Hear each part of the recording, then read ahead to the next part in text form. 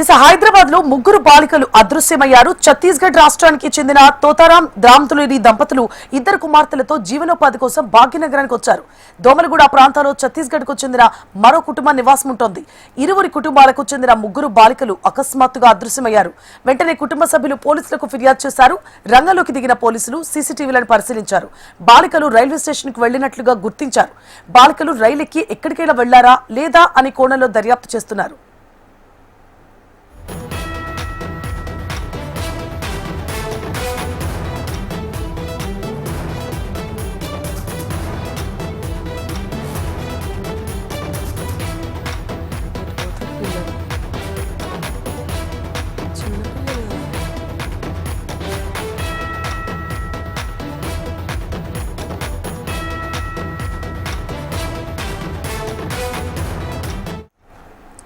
ఇక హైదరాబాద్ లో ముగ్గురు బాలికలు అదృశ్యమయ్యారు. ఛత్తీస్గఢ్ రాష్ట్రానికి చెందిన తోతారాం రామ్దులూరి దంపతులు ఇద్దరు కుమార్తెలతో జీవనోపాధి కోసం భాగ్యనగరానికి వచ్చారు.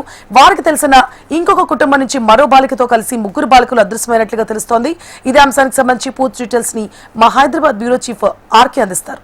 ఆర్కే, ఏదైతే నిన్న ముగ్గురు బాలికల మిస్సింగ్ అనేది ప్రస్తుతం హైదరాబాద్ లో కొంత కలకలాన్ని అయితే సృష్టిస్తోంది. నిన్న కాచిగూడ పిఎస్ దగ్గర పరిసర ప్రాంతాల్లో ముగ్గురు మహిళలు కూడా కనిపించినట్టయితే కనిపిస్తే అక్కడి నుంచి కూడా వాళ్ళు అదృశ్యమయ్యారు. అయితే వీళ్ళు ముగ్గురు కూడా స్థానికంగా ఉండే బస్తీవాసులు. వీళ్ళందరూ కూడా దీనికి సంబంధించి కూడా వీళ్ళు ఎటు వెళ్లారు ఏంటనే దానిపైన అయితే ప్రస్తుతం పోలీసులు అయితే పూర్తి స్థాయిలో సీసీ కెమెరాలు కావచ్చు వీటన్నిటి కూడా పూర్తి స్థాయిలో పరిశీలించడం అయితే జరుగుతుంది. దీనికి సంబంధించి కూడా ముగ్గురు అంటే వాళ్ళు మూడు ఫ్యామిలీలు కూడా స్థానికంగా ఉండే కూలి పనులకు వెళ్ళొస్తుంటారు. ఉదయం వెళ్లిన సమయంలో సాయంత్రం వచ్చేసరికి వాళ్ళ పిల్లలు కనిపించలేదు. చుట్టుపక్కల ఎంత గాలించినా కూడా దొరకకపోవడంతో స్థానికంగా ఉన్న పిఎస్ కి అయితే వెళ్లి వాళ్ళని అయితే దోమలగూడ పిఎస్ అయితే ఫిర్యాదు అయితే చేయడం జరిగింది. దోమలగూడ పిఎస్ కి సంబంధించిన పోలీసులు వాళ్ళ సీసీ కెమెరాలు మొత్తాన్ని పరిశీలించిన తర్వాత వాళ్ళు చివరిగా కాచిగూడ రైల్వే స్టేషన్ వద్ద మాత్రం కనిపించడం జరిగింది. అక్కడి నుంచి ఎటు వెళ్లారు అన్న దానిపైన ఇంకా ఒక క్లారిటీ అయితే రాలేదు. అయితే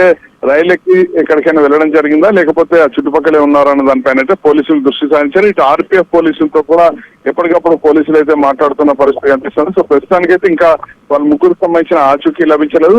ఇటు ఆర్పీఎఫ్ రైల్వేకి సంబంధించిన పోలీసులు కూడా పూర్తి స్థాయిలో ఇటు రైల్వే స్టేషన్ లో కూడా ఆ ముగ్గురు అమ్మాయిల ఫోటోలను కూడా పంపించడం జరిగింది. ఈ ముగ్గురు అమ్మాయిల మిస్సింగ్ కి సంబంధించి కూడా పోలీసులు కొంత సీరియస్ గానైతే దృష్టి సారించినట్టయితే కనిపిస్తుంది. Right, thank you for the updates RK.